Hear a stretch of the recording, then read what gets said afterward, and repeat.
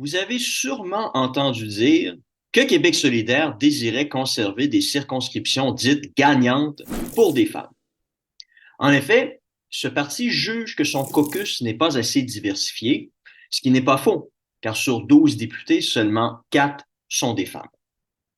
Or, plusieurs choses doivent être dites sur cette intention.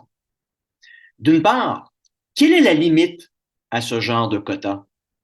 Une fois que le parti aura un nombre égal de femmes que d'hommes dans sa députation, et encore faudrait-il que ces gens s'entendent sur la définition d'une femme et d'un homme, quels seront les autres groupes à se dire victimes de discrimination et qui demanderont eux aussi en conséquence qu'on leur réserve des circonscriptions gagnantes? Les personnes LGBT? Les personnes provenant de groupes minoritaires? Ou fixer la ligne de ce qui est acceptable, de ce qui ne l'est pas? Impossible. Autre problème, qu'est-ce qui justifie cette discrimination en faveur des femmes? Surtout en politique, où la compétence des gens est probablement la chose la plus importante.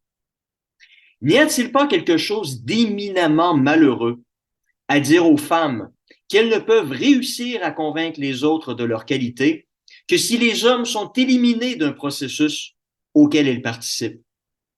Bref, vous avez l'emploi simplement à cause de votre genre, car si les hommes avaient pris part au processus, vous ne l'auriez pas eu.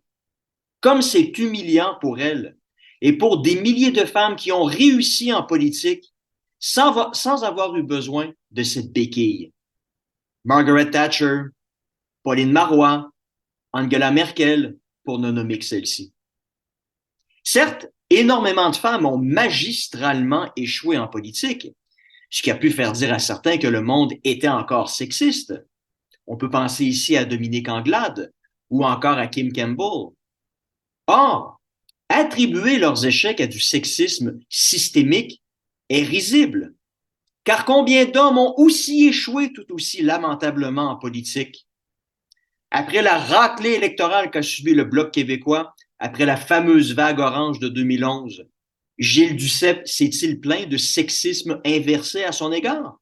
Non, des défaites électorales et de mauvaises campagnes électorales sont tout simplement le lot de mauvais politiciens, qu'ils soient hommes ou femmes. Le sexisme n'a rien à voir là-dedans, sauf pour les esprits chagrins victimaires qui refusent d'assumer leurs propres insuffisances. En outre, ces mesures de quotas sont ultimement dommageables pour la société, qui se retrouve avec des individus qui ne sont pas nécessairement les meilleurs à des postes importants. Car si c'est bon pour la politique, alors cette politique de discrimination est bonne pour tous les autres emplois. Pourquoi ne limiter cette pratique qu'à la politique? Ayons 50% de femmes employées dans le secteur de la soudure, de la menuiserie, de la mécanique automobile, et j'en passe. Bref, dans les domaines où les femmes sont sous-représentées. Mais la qualité serait-elle la conséquence de pareilles politiques? Bien sûr que non. Car dans ces domaines où le nombre de femmes est exponentiellement moins important que le nombre d'hommes, appliquer une politique paritaire revient à réduire la compétence globale. Et ce n'est pas sexiste du tout d'affirmer pareille chose. C'est simplement une conséquence logique et mathématique. Par exemple, vous avez 100 postes à combler, ce qui signifie que vous devez choisir au final 50 hommes et 50 femmes si vous désirez avoir un système paritaire.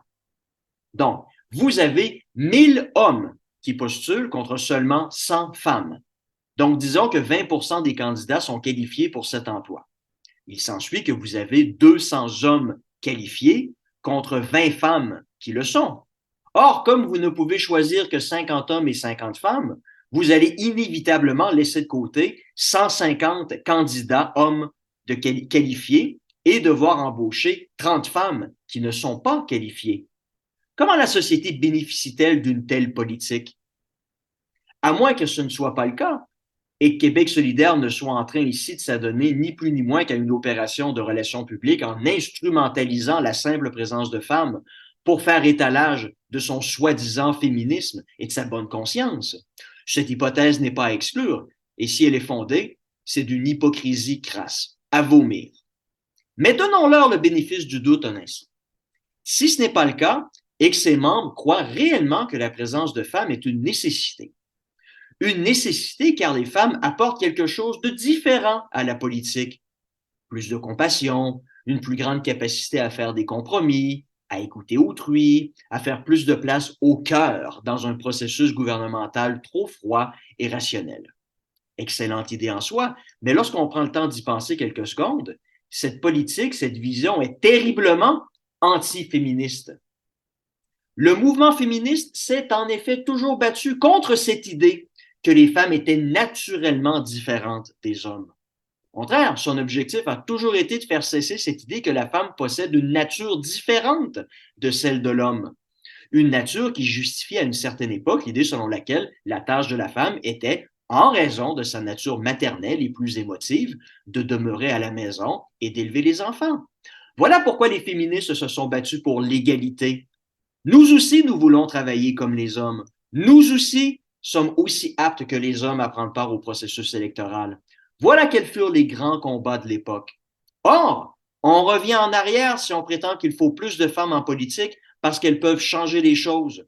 Cela revient à dire qu'elles ont une âme différente de celle des hommes. Une affirmation qui est en soi complètement anti-féministe.